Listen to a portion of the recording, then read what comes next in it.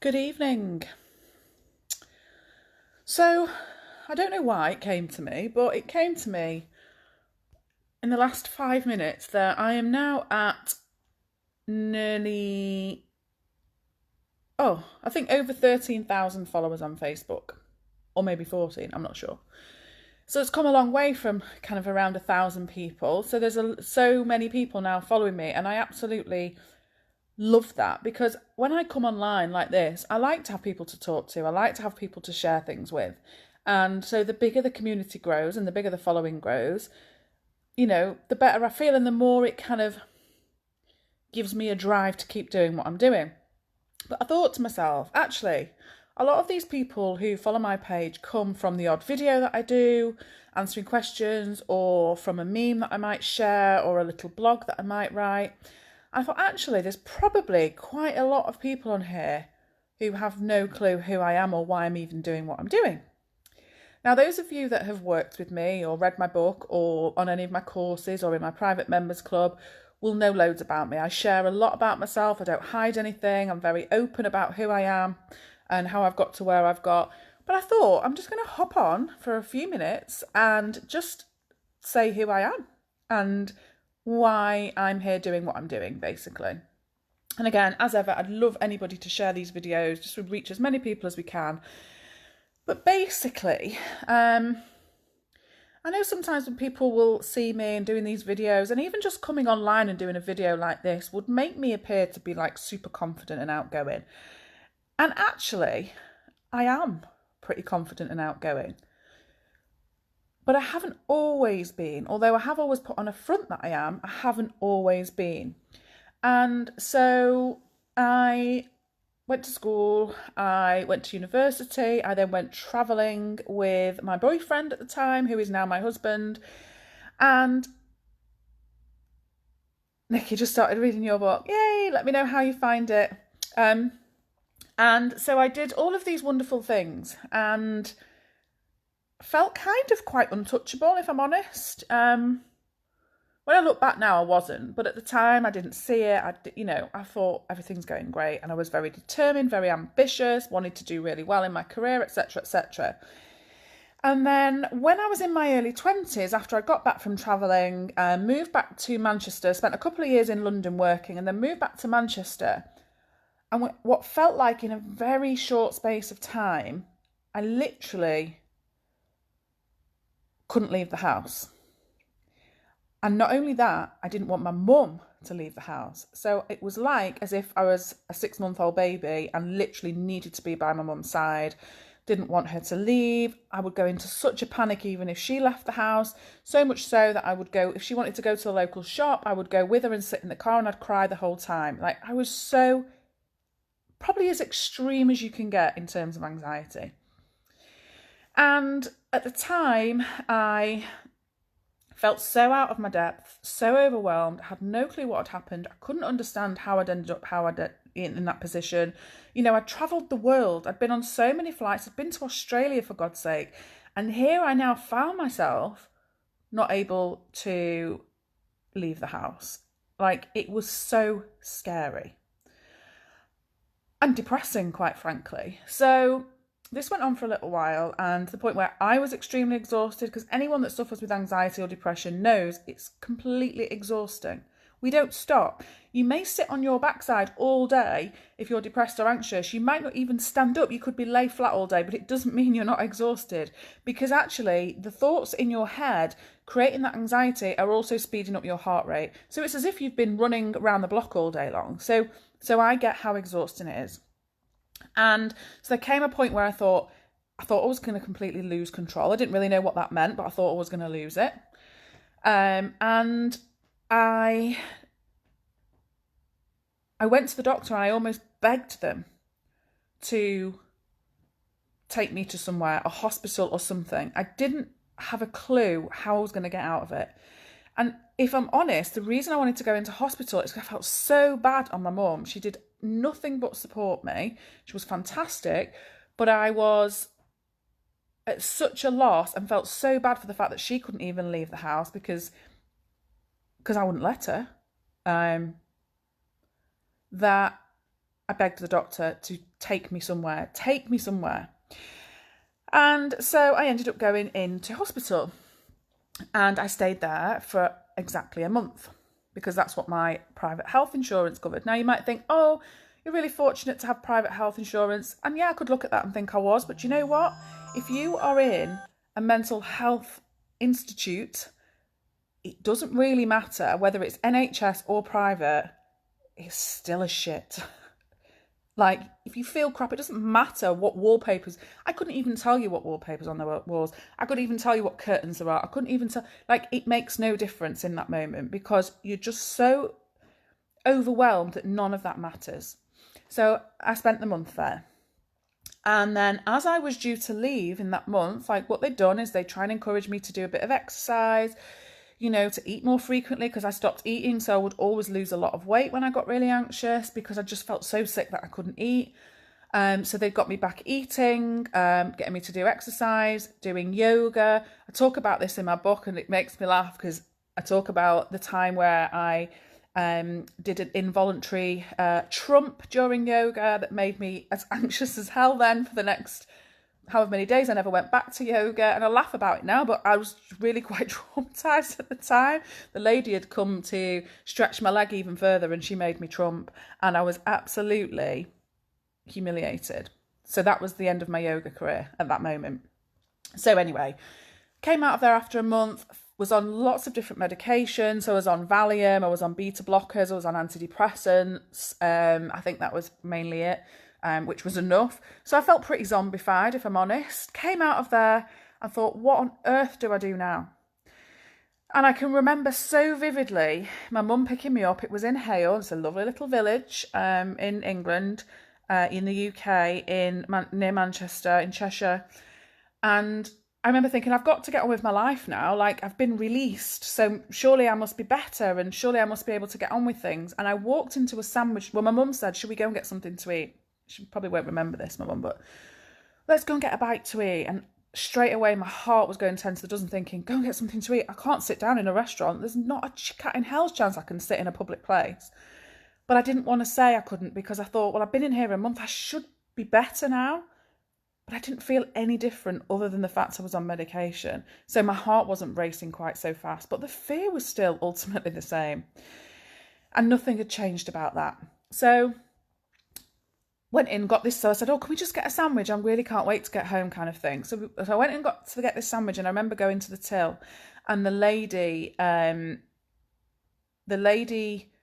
at the till serving me and saying, oh, you okay? Hope you're having a nice day, and chatting to me. And I remember feeling like I was in a tunnel. My hearing went, my vision started to go blurry. I was in a complete and utter panic. I just about managed to pay for it and leave. And that was the first of many really overwhelming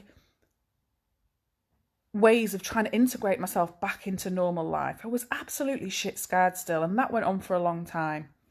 Anyway, cut a long story short, I managed to reduce my medication. I knew I needed some sort of help. I still didn't understand how I'd ended up there in the first place. And for me, that's one of the things that I love exploring with people, is to understand how all of this works, because that's what takes a lot of the fear away. But in that moment, having spent a month in the Priory, I still had no clue how anxiety worked.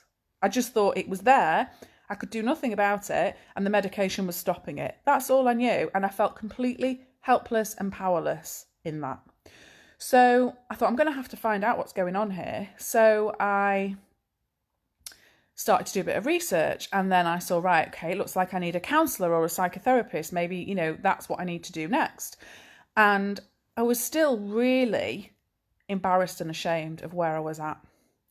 And I was still, in a way, hoping that there was something medically wrong with me that had caused it so that I could fix it, and hopefully an easy fix. Although on one level I knew that wasn't the case, I still hoped and prayed for that. I actually hoped that something was wrong with me, and that's why I felt that way. I now know that there wasn't, and I'm glad there wasn't, but at the time, it would have made life easier for me somehow. It would have made sense.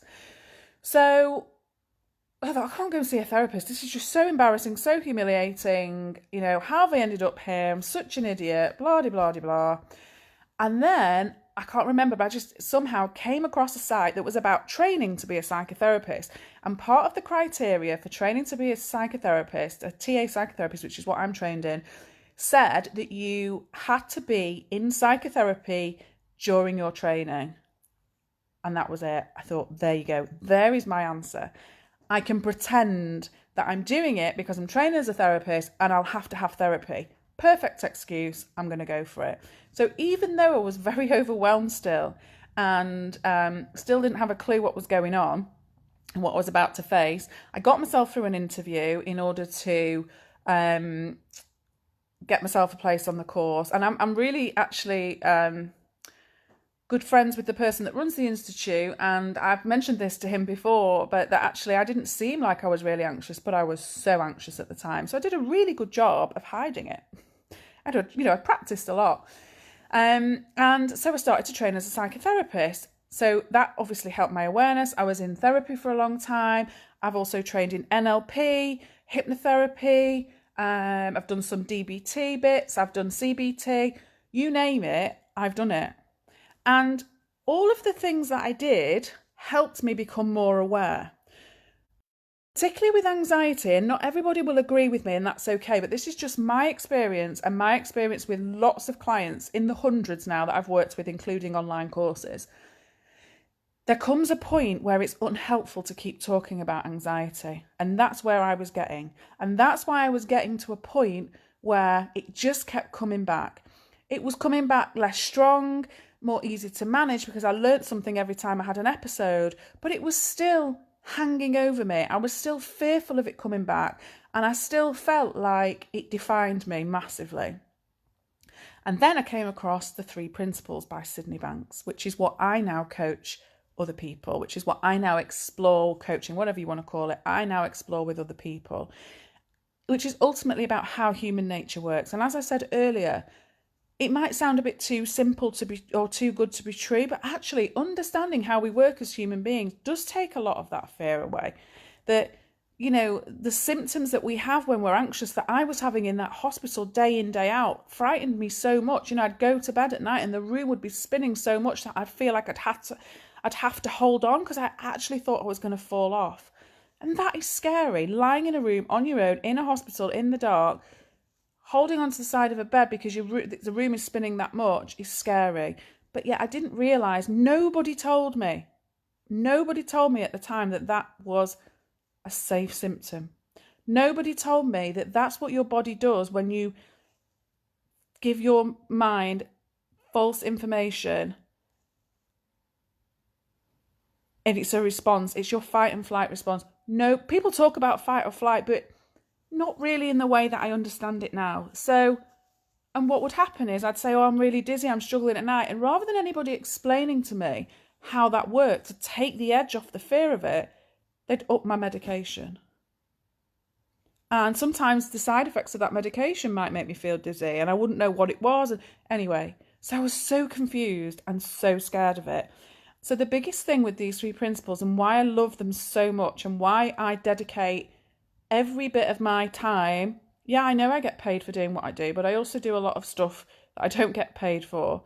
And I tell everybody about this that will listen. I bore everybody to death that will listen. And the reason I do that is because I just wish, and that's why I wrote the book, because at the time, if I could have read my book at that time that I wrote, it's just what I needed to hear. That's what I've put in that book. Just what I needed to hear, to take some of that fear away, to realise I was normal.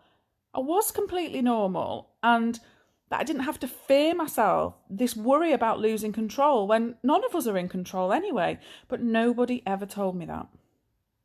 And so I am thankful that even all this time later, I eventually got to that. But again, part of what I'm passionate about now, what this page is all about, and why I ask people to share these videos and to do all of this stuff is not just so that people will buy my book and come on my courses or come in my private members group. I have enough work. Like I am always busy.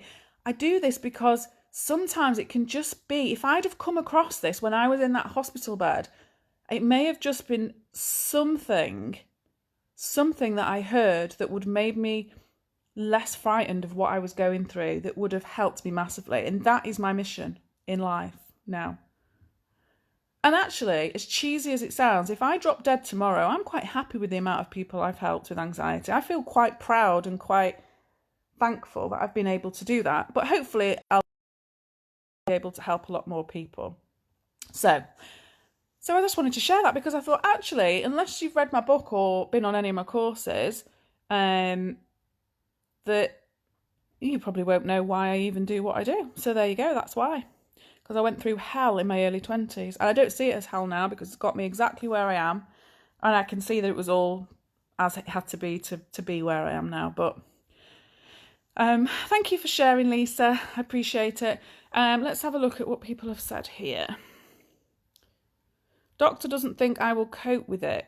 What, going into a hospital? Honestly, Vicky, my advice, having been into a mental hospital, if you can avoid it, I mean, it doesn't matter. You know, if anyone's sat here thinking they are going into one or they've been into one, that's fine. What will be, will be. But if you can avoid it, then I would. Like, if I look back, it did me no good whatsoever.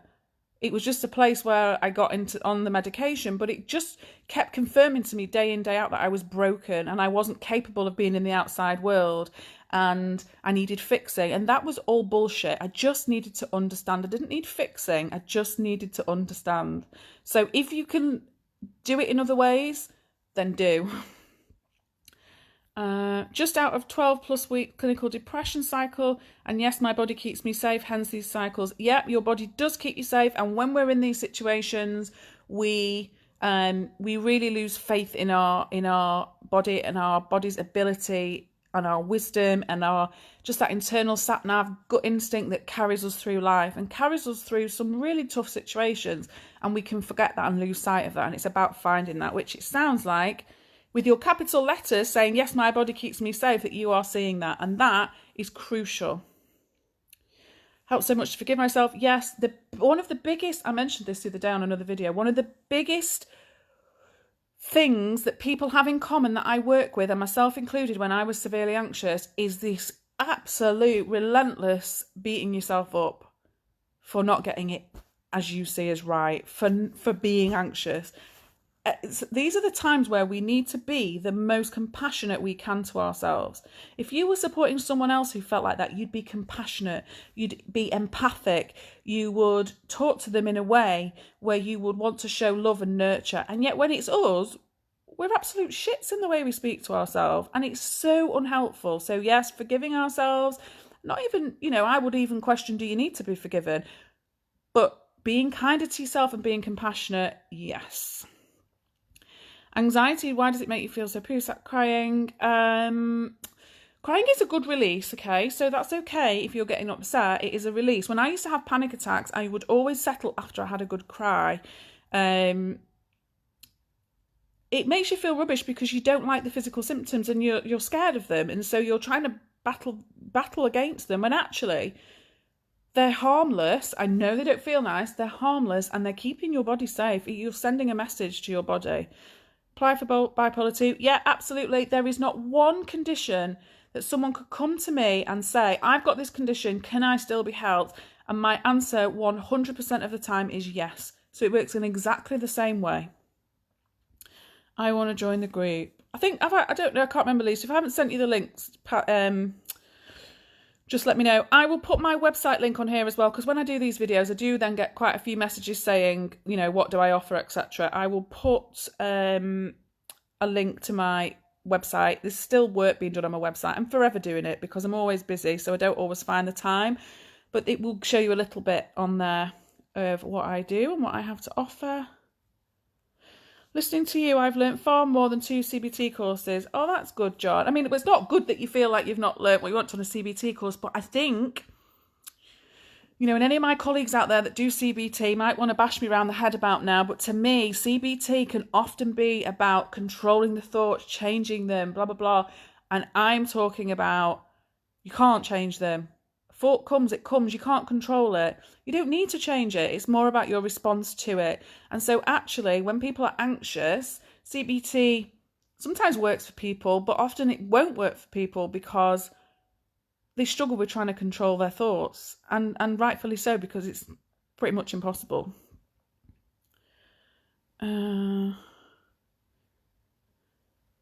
Can hypnotherapy help anxiety and OCD? Okay, so let me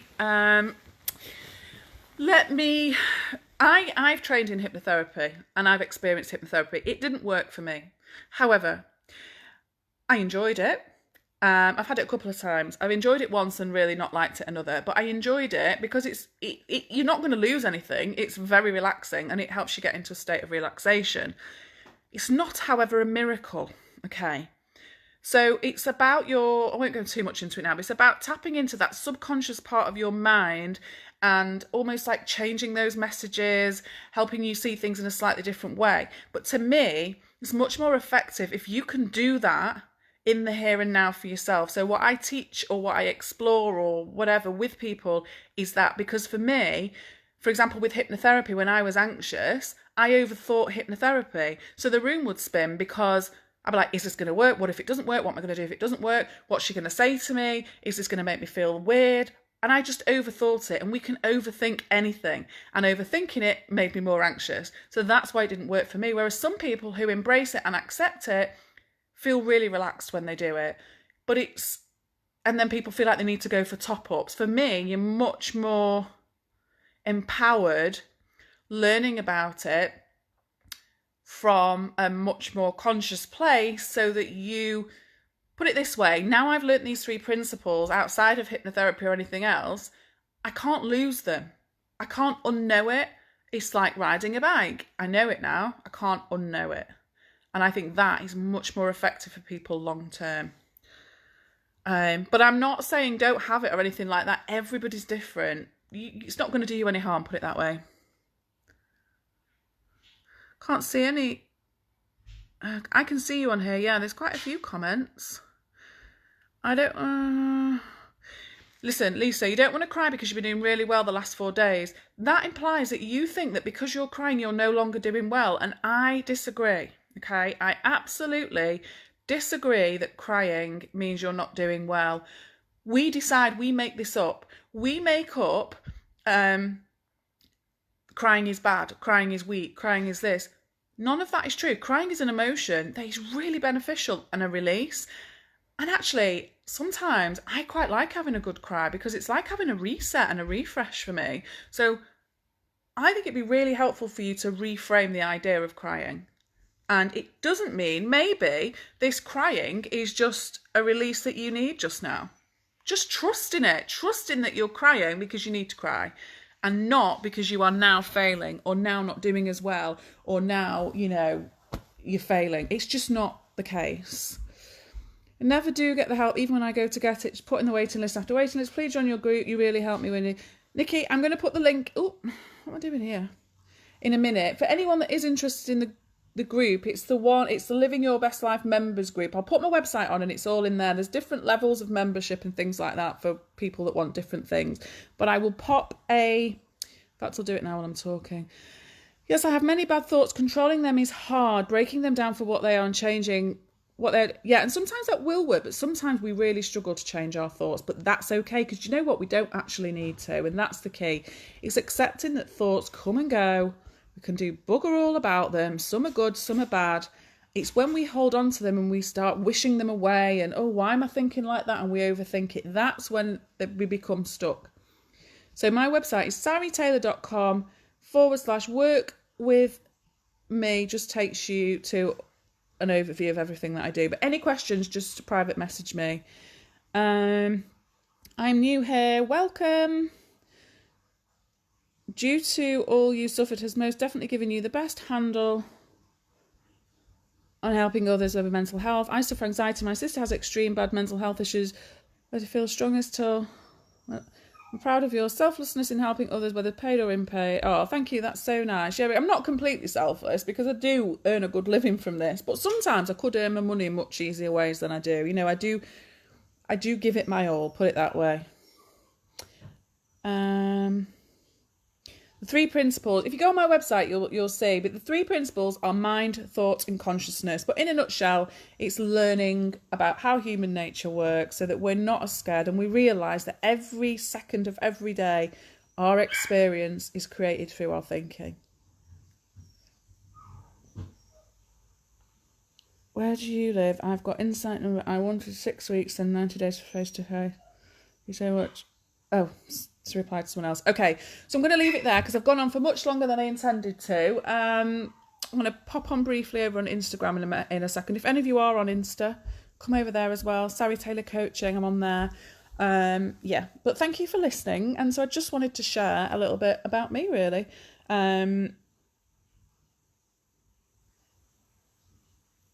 My counsellor advised me for a few years ago to set a timer for when I cried. Allow 20 minutes and stop and splash cold water into the face and try and do something else. I'm really sorry, but I completely disagree. If you need to cry for 5 hours, cry for 5 hours. What harm is it going to do you? It's just a release. It's just a release of emotional energy. It's not something that's harming you. I mean, if that works for you and you want to stop and you've got stuff to do, I've done it before where I've been crying and then I've got to go and pick my daughter up, for example, and I go, oh, I need to stop now and splash water on my face. So I will sometimes purposefully stop myself. I've got stuff to do. But if I haven't, I'll just keep going until the bloody stuff runs out, because it does always eventually run out. So if you want to stop it, stop it. But actually, I would just allow your body and your feelings and the emotional energy flow through you and do its thing. Let it do its thing. Yeah? Okay. Take care, everyone, and hopefully I will see you all soon. And thank you so much for all of you that have shared the post. Appreciate it.